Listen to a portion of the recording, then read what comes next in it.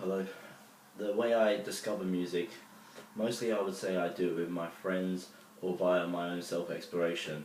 I'll be sitting at home, and if the mood struck me, I suppose I would go on YouTube for a long period of time, keep on sampling various um, other other links that I could use in terms of like what YouTube has in the related suggestions, and a lot of the time you can find quite a good music selection out there, and I have found I've done that myself quite a few times.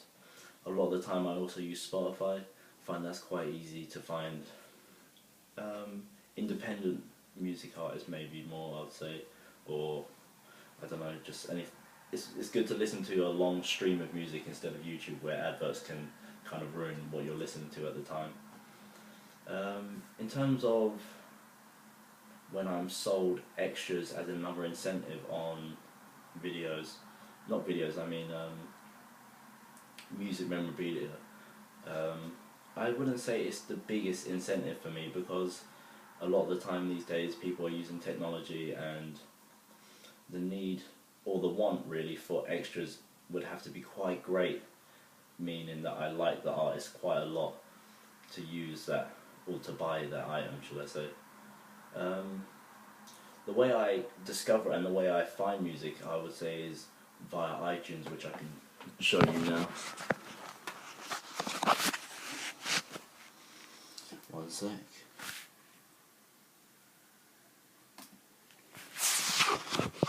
Here at the moment is my iTunes,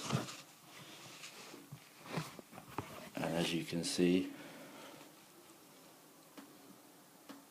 this is a mixtape I had just bought recently, and most of my music is categorized. I normally listen to what I most recently added, but if I was going to look at all my music, I've got quite a large collection.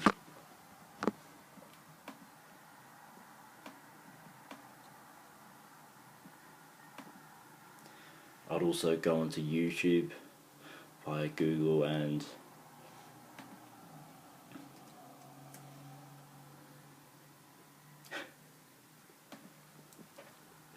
then use the search engine to type in various people and get suggested links from YouTube itself.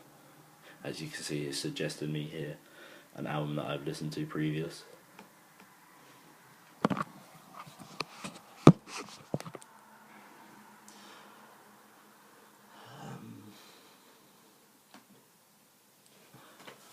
That was the thing.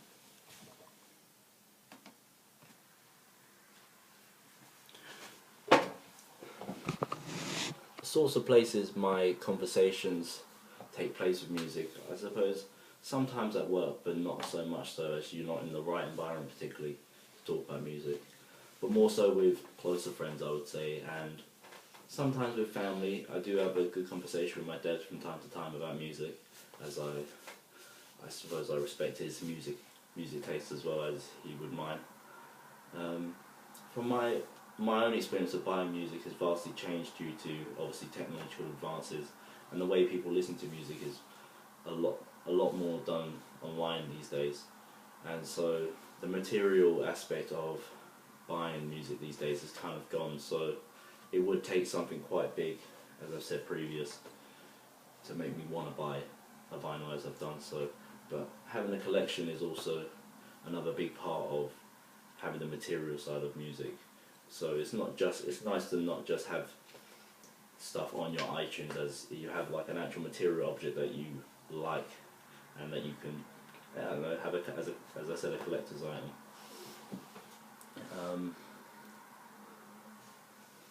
Apart from that, that's all I've got to say.